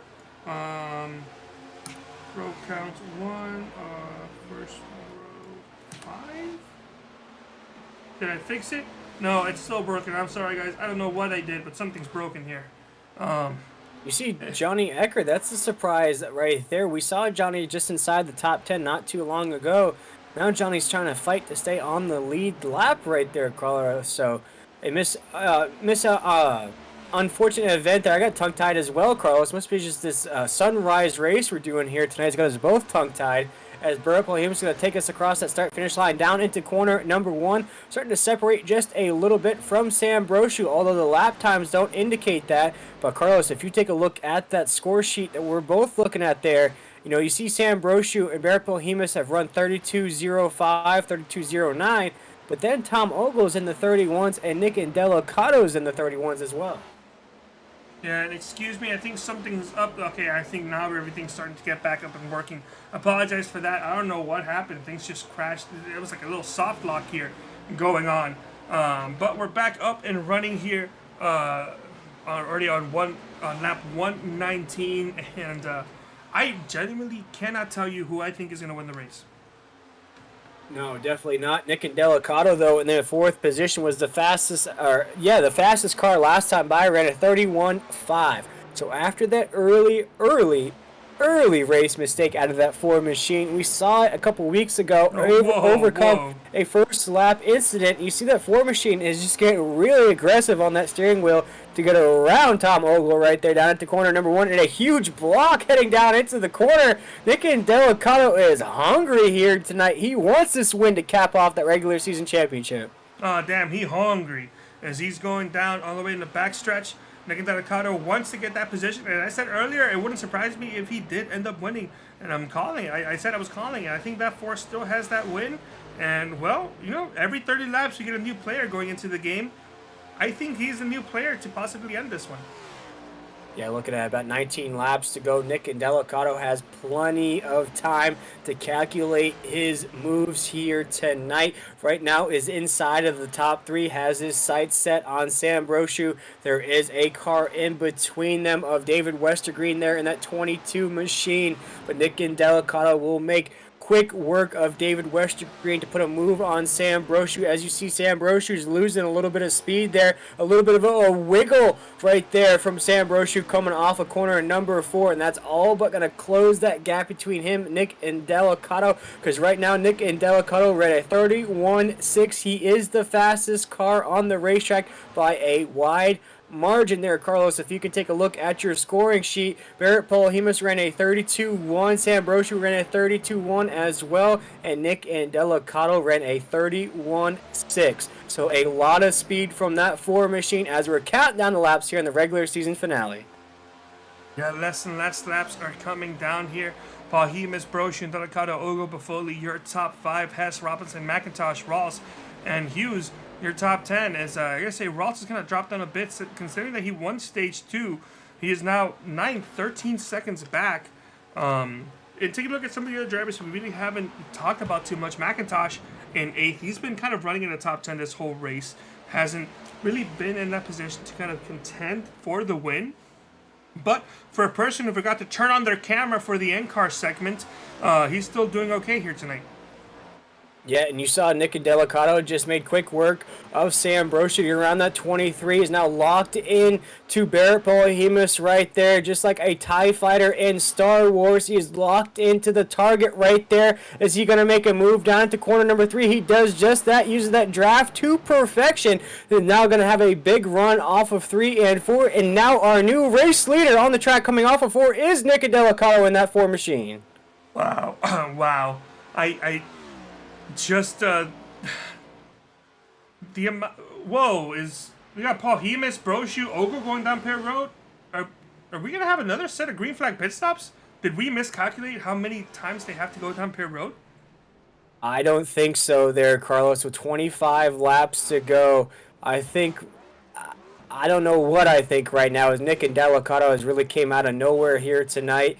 Has just climbed through the grid. He's running one of his closest to his fastest lap times all night long right there. I'm going to take a look at the scoring sheet to win. The last time he headed down pit road, that was around, the last time he pit was about 100 laps ago, it says to me right there. On lap 100 was when he headed down pit road. So I think he might be good to the finish, as well as our second place car of Andrew Hess. He headed down pit road around lap 108, as well as Josh Robinson headed down around lap 107. So these drivers, I think, might be good to go to the end of this race here tonight. Again, Carlos, we're running out of adjectives to describe Nick Delicato's driving style, but he is just playing this race to perfection. Yeah, Boho Racing out on chat. Shout out to Boho Racing. Constantly typing in, saying bro was in the pits because I believe that was Brochu that went down pit road. Yeah, we've had some good ones. Then we've had we, and then P, and then one time we had poo. So it's I also see potential for really bad names that could pop up in there. So I really hope that that request goes through and they're able to make it so that we can put their last names instead of just the first 3 letters of the name. Yeah, and you see right there, Nick Delicato is going to take us off of corner number 2 down that backstretch as our race leader has about a 5-second lead on Andrew Hess right there in that 54 machine. Josh Robinson's holding on to another great run here tonight in that 3rd position. His 3rd position has about a 2-second lead on 4th position. So this field has now separated by a wide margin. Each position on the racetrack has separated by a wide margin with 22 laps to go. And this is what Nick Delicato wants to hear over the radio right now with 22 laps to go. He wants to know that the rest of the field is separated. There's no teamwork taking place. There's no drafting taking place. The closest car to him is about 5 seconds away. That's what he wants to hear over the radio. He wants to hear that so that he can just lock in and focus and get that 4 machine into victory lane here tonight. And Carlos, foregoing any other cautions here on the track, it's going to be hard for Andrew Hess to catch him, although we're starting to see that gap close just a little bit. Yeah, and well, if he wins tonight, that's going to be his 6th victory of the season, and this is race number 10. If you do the math, that's a 60% winning percentage. A lot of drivers don't even have that for top 10s. And not only does he win these races, folks, you know, sometimes in broadcasting iRacing, we highlight certain drivers and people get a tad bit aggravated talking about the same guy over and over again. As you see, Barrett Paul-Hemus there in the 79 is going to get his lap back. But for us here at 3 Wide TV, Nick Delicato has done it every which way. He's gotten in first lap crashes. He's gone a lap down. He's dominated races. He's had to fight through fields. He's had to fight through cautions. I mean, it's just all these other adversities he's had to go through, Carlos. And once he gets up there to the lead in the last 40, 50 laps, he checks out. I don't know where he finds that last quarter of the race speed, but once he gets up there in the clean air, it's like he puts the sail out on a sailboat. He's hitting the perfect wind. He's hitting the perfect wave, and he is gone on the racetrack. We've seen it week in and week out here. Yeah, well said. And well, we got 19 laps to go. It's coming down very quickly. I don't really foresee a big issue happening here anytime soon. But with a caution coming out, should a caution come out, what's that really going to do with the drivers that did go down pit road a second time? For me, I mean, it's gonna be tough. You know, we're looking at Barrett Paul-Hemus, we're looking at Sam Brochu there in the 23 and the 79. Right now, currently 12th and 13th on the grid with 18 laps to go. More than 20 seconds off the pace there, Carlos. I think they may have just pushed the envelope just a little bit too much here tonight at Charlotte Motor Speedway, and I think it's going to cost them dearly, especially for the 23 Sam Brochu. I don't know if you saw that, but Seth Rawls just went for a wild ride here just a little. I don't think I have. Okay, I'm going to have to do this the hard way. So ignore the fact that I'm going in reverse. It just didn't give me that marker. Seth Rawls went for a bit of a wild ride. You saw it right there with the 08. But there was a little contact, and that could have been potentially dangerous there. That could have been a caution that could have changed things up fully.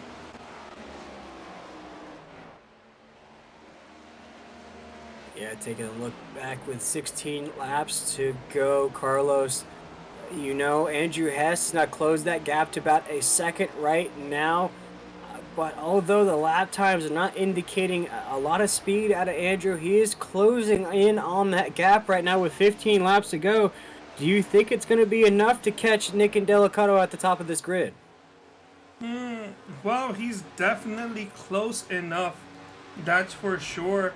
As Andrew Hess, half a second behind, he's gaining on him. That last lap was about 3.5 tenths of a second faster. But the question is, you can catch a driver. What, can you pass him? That's the big if. As we've seen, it'd be difficult in a lot of tracks, and this one is no stranger to it.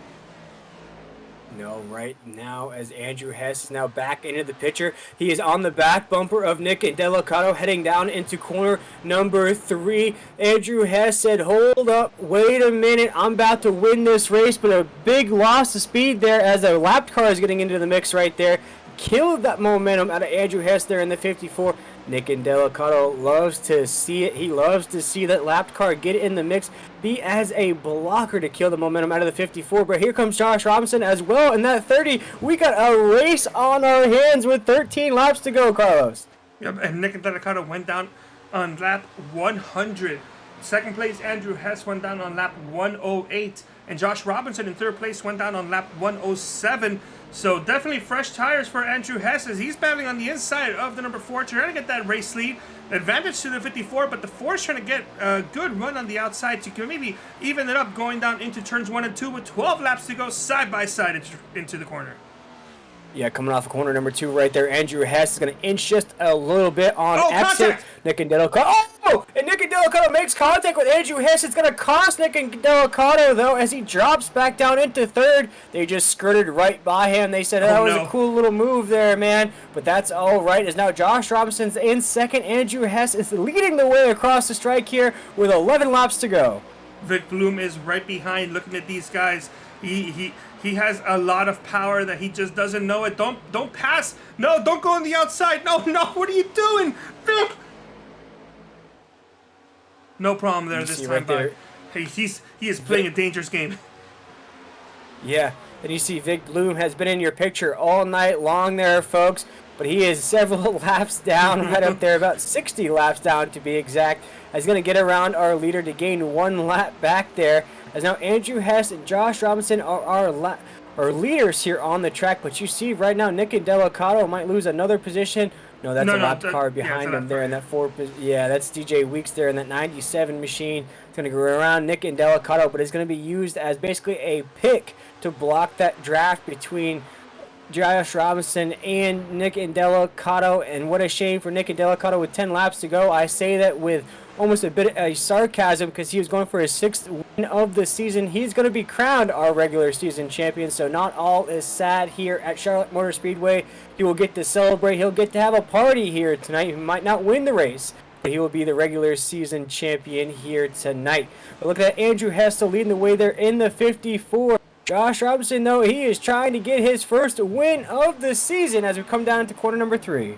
Yeah, single digits remaining this time by 8 to go when they cross the line. And Hess has got a pretty decent lead. And I got to say, he does have the slightly fresher tire advantage by 1 lap compared to Josh Robinson, who went down on 107, Andrew Hess on 108. And the lap times are kind of reflecting that. Andrew Hess is just like maybe a tenth at most faster than Josh Robinson. And the way it's going, he just needs to hang on. He's got pretty much this in the bag unless caution comes out. Take a look here at the current lap speeds for these guys, and you see in Delacato just no competition whatsoever. He was maybe kind of holding on when he was blocking Hess and Robinson, but once he went by, you can see it went from 5 tenths of a second to about 1.1 tenths of a second, 1.5. Not tenth of a second, but 1.5 seconds fully slower than your race leader Hess in Delacato is just off the pace right now. A part of that could also be because he did hit the wall when he made contact with the 54 Hess as they were battling side by side, but it's a lot. It is a lot, so we're basically looking at a 2-car battle right here. And Carlos, looking back on the history of this season, I don't think either one of these guys have hit victory lane here on this season. So what a big win it would be in the regular season finale, and what a momentum and confidence builder it would be as both these guys are locked into the playoffs, heading into those playoff races, knowing that you won one of the best tracks on the circuit, in my opinion, Charlotte Motor Speedway, and you're going to carry that into the playoff races, knowing that not only did you do that, but in great fashion, holding off Nick Delacato there in the 3rd position, racing through Barrett Polhemus, Sam Brochu, using the best strategy as possible. As Josh Robinson especially, he's ran top 5 majority of this race here, Carlos. Yeah, and I'm not sure if you mentioned this or not, but Andrew Hess and Josh Robinson, they're teammates. They're running for Team Miata as well as the White Claw machine in number 83 of Tom Ogle. They're all part of Team Miata, and well, they're running 1, 2. As my secondary computer appears to have a small glitch, but I think we're all good to go so far. I lost my secondary feed, so we only have 1 feed for now, which is fine because we're 4 laps to go. And if I'm gonna lose a feed, I'd rather it be the secondary feed. But hey, that's why I got points of redundancy here in these broadcasts. Of course, I don't have a point of redundancy for my internet outage issues, but hey, that's in the past now. Yeah, but throw up those 3s. Rest in peace to Dale Earnhardt, because we got 3 laps to go here from Charlotte Motor Speedway as Andrew Hess is going to take us down into corner number 1 and 2. You see Josh Robinson on your screen there in the 30 is trying to get a run together here to give Andrew anything here as we close out the regular season. Andrew Hess is going to take us down into corner number 3, still our race leader on the exit of 4. right now. He's going to take us to the strike with 2 laps to go. No challenge at all from Josh Robinson. Nick Delicado already 11.5 seconds behind. He could potentially lose the spot to the 23 of Sam Brochu. Other than that, I think he's going to be finishing in the top 5 for sure, but no challenge whatsoever from Robinson. Delicado not even close. Brochu not even there. Paul Hemus, your stage 1 winner in 5th, and then Seth Rawls, your stage 2 winner, the last driver on the lead lap, 28.5 seconds behind your race leader. Not sure what really happened to them, but hey, shout out to Zach Evans in 11th. He was kind of running in the top 10 for a brief stint there. But last lap, here we go. 4 more corners for the 54 of Andrew Hess to get that first dub for Team Miata Racing. This is the regular season finale. This is the last lap of the regular season as Andrew Hess is taking us down the backstretch right now, down into corner number 3. This race victory has been a great one for that 54 machine. He is going to win here tonight at Charlotte Motor Speedway in the regular season finale. It's Andrew Hess in the 54 winning here tonight. And unfortunately, we were also talking about some of the drivers that kind of needed to win tonight, including Brochu, who ended up finishing 4th. I hope it's strong enough with the issues that other drivers had that were ahead of him. But congratulations to Andrew Hess getting that win here with the Hess Gasoline number 54 machine. Josh Robinson 2nd for Team Miata, both those drivers for Team Miata. Nick and Delicado in 3rd. Sam Brochu finishing 4th. Bear Paul Hemus 5th. Ogle 6th. Johnny Eckert 7th. John DeBarro in 8th, Dallas Myhan finishing 9th, and Gilberto Javier Gomera rounding out the top 10. So strong run for all of those drivers involved. Congratulations to Andrew Hess getting that dub. Why don't you go ahead and tear that down and destroy the last bit of rubber you have on your tires and celebrate your first victory here in the Dynasty Stock Car Racing League. And what a race it was for Andrew Hess. Not really a name we called out here tonight, but he's going to burn it down here at the Charlotte Motor Speedway. And Carlos, I got to tell you, it is awesome seeing burnouts at this track. The fans are very close. The fence is right there. You can smell the smoke. You can smell everything coming at you. But here tonight, Andrew Hess is smelling victory as he wins in the regular season finale. We talked about Josh Robinson there in that 30. He ran an excellent race as well. He's staying consistent there, Carlos, with those top 5 finishes. Really, he's got that number 30 Team Miata machine locked in here heading into the playoffs. Nick Delicado is officially our regular season champion here in the Dynasty Stock Car Racing League. What a season he had with 5 wins on the season. He's going to be the favorite heading into the playoffs. We look at Sam Brochu in that 23 machine. Although he finishes 4th here tonight, it has to be a disappointing finish for that 23, Carlos, as he was running inside the top 2 the majority of the race. We look at Barrett Paul Hemus there in the 5th position. He's going to be our 2nd place finisher in the overall point standings in the regular season. Look at Tom Ogle there in that White Claw machine. Johnny Eckert there down in 7th. John DeBarro in 8th. Dallas Myhan in 9th. Gilberto in 10th. I'll throw it on over to you, Carlos, to finish out our finishing results. Yeah, Zach Evans in 11th, Seth Rawls 12th, Ty McIntosh 13th. A bit of a disappointment considering he was running the top 10 the majority of the race. Alex Buffoli in 14th. Ming Hong, another strong finish that ended up being, or a strong race that ended up being a very weak and disappointing finish.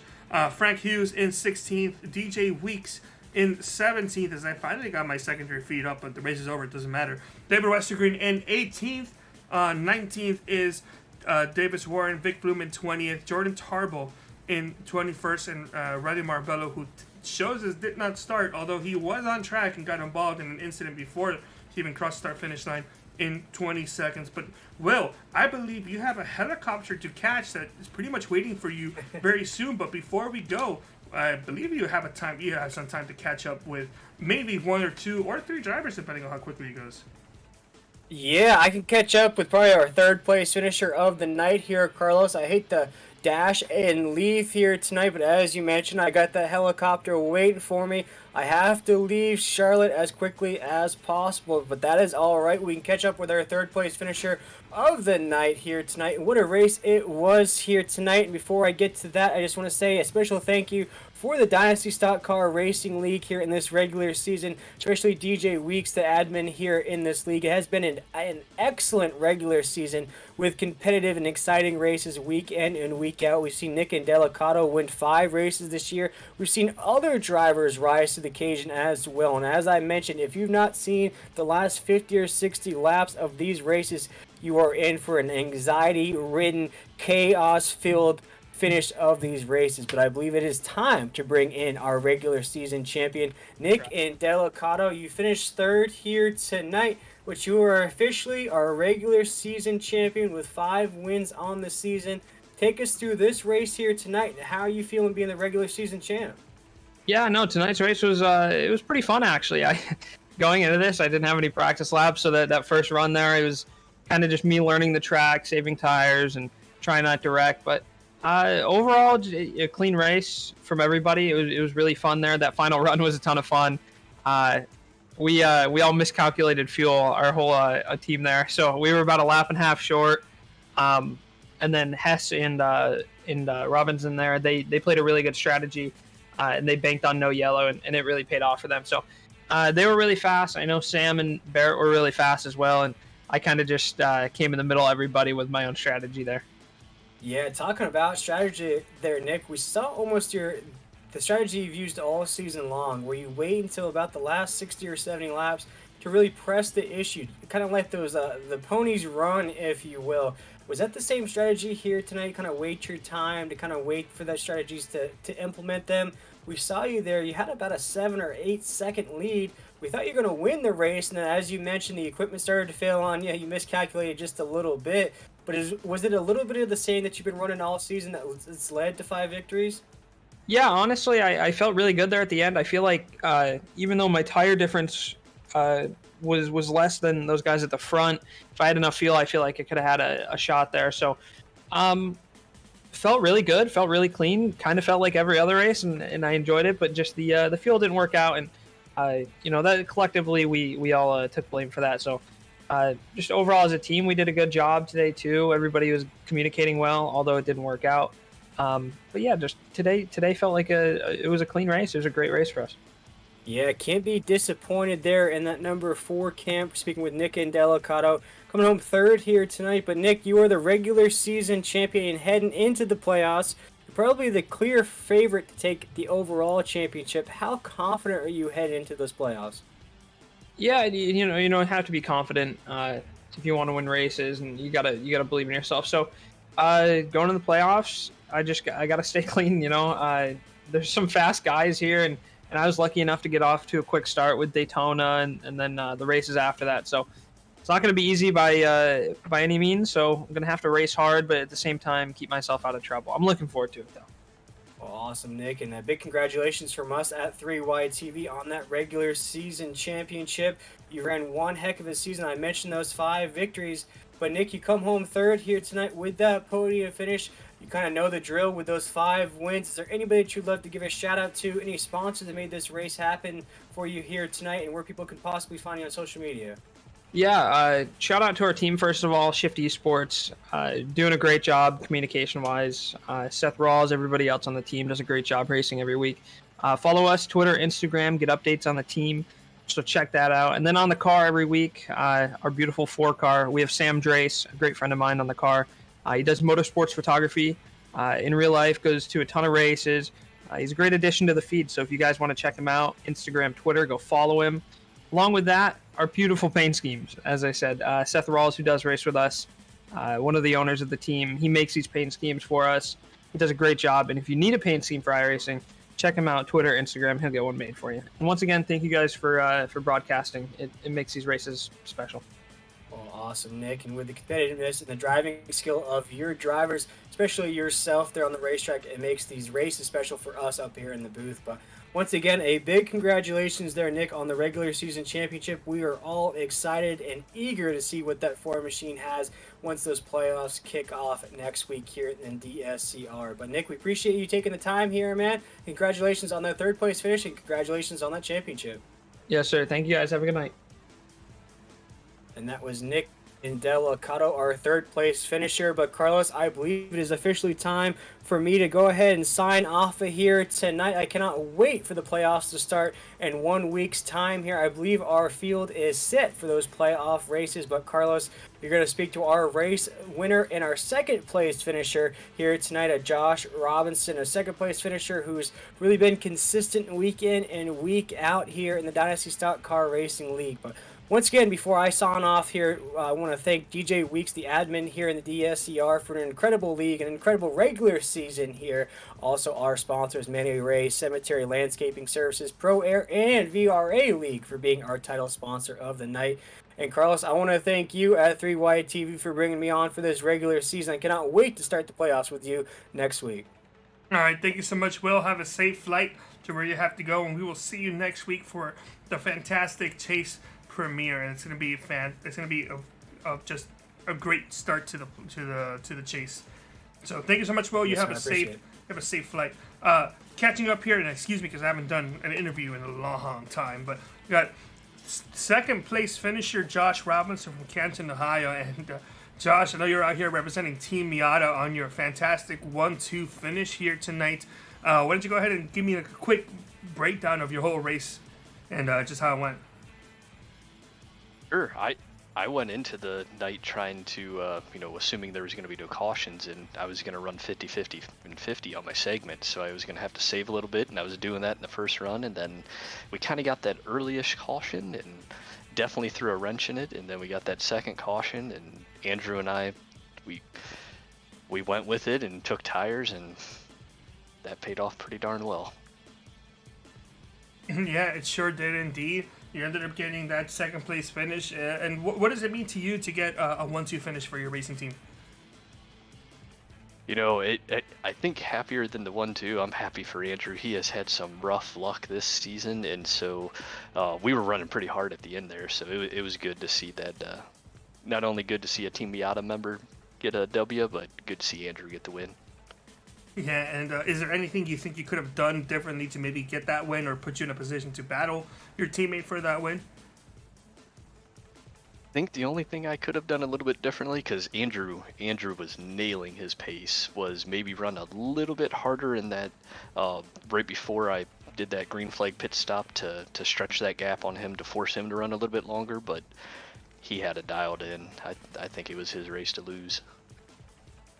Well, you went into this race locked into the chase, and well, now that the regular season is over and you have 6 races to kind of get that to kind of get yourself in a position to win the championship, what's your strategy now going into the start of the chase?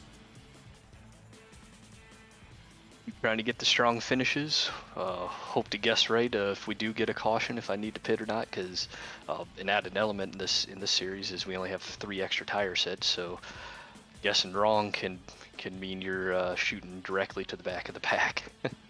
All right, well, one last question before we ask you for any shout-outs. You got Gateway, Talladega, Kansas, Richmond, Texas, and then Homestead. What's the track you're looking most forward to? I really like Homestead, and I really like Gateway. So I'm probably most looking forward to those 2 races. Well, that's good, because it means you can probably start strong and finish strong. But, well, before we let you go, do you have any shout-outs you want to give out? Sure. Thanks to you guys for putting on the broadcast. These are always entertaining to go back and watch. Thanks to the league admins. It's a lot of work to put these series on. And then shout out to my teammates, Andrew, obviously, pulling home the W, and then Tom, who went on a different strategy and managed to finish 6th. Yeah, I saw he was back in the top 10 for sure. He definitely had a lot of good speed out there. Was trying to get that lead at one point. Just didn't fully work out for him. But thank you so much, Josh. We'll see you next week at Gateway, where hopefully you'll start off a very strong run on your on this year's chase run. Appreciate it. Have a good night. All right, you as well. And that's gonna do it for second place finisher Josh Robinson. And I'm caught up with your race winner also for Team Miata Racing, Andrew Hassan. Andrew, how are you doing today? I am doing great, Carlos. How are you? I'm doing fine as well. Excuse me if my interviewing skills are a little lackluster. I'm not really too used to doing this, but Well, Andrew, Josh told me that you guys were essentially planning a caution-free race, and while there were a couple cautions here and there, it kind of does look like it kind of played off in your favor. You guys definitely had the winning strategy there at the end, and well, just give me a quick rundown of how your race went. Well, yeah, I guess we always kind of plan it out for caution free because you got to kind of look at that one first, and then once the cautions come, you kind of adjust it. And we usually kind of do something similar, but tonight we were we were trying to push Tom to do something completely different so that we could all split it and do different runs. And then when the first caution came out, we kind of readjusted so that we'd do like 37 laps a run or something like that. And then when that second one came out, we were kind of caught in the middle. You couldn't really make it on one stop, but you needed the tires. So when we made that pit stop and took the tires, we were really hoping it would go caution free to the end, because if it didn't, we knew the four had a fresh set and we were kind of screwed. But I think they short pitted a little too early and kind of maybe messed it up a little bit. But we were hoping that we could pull a big enough gap on that second run that when we pitted, it would kind of keep cycling through us out front by like a couple seconds. Yeah, according to Nick, it seems they went down pit road a lap or two too early. Well, I mean, you guys went down 7 and 8 laps after Nick and Delicado did, so it wasn't too far, but that was enough for you guys to pass him and dominate him, of course, with those last couple laps. Once you guys got by, he was on on fuel saving mode. But well, you were able to get a win here tonight, and you were already in the playoff or the chase standings going into this. I highly doubt you're knocked out at this point, and so with you being in the chase, what's your strategy here for these next 6 races?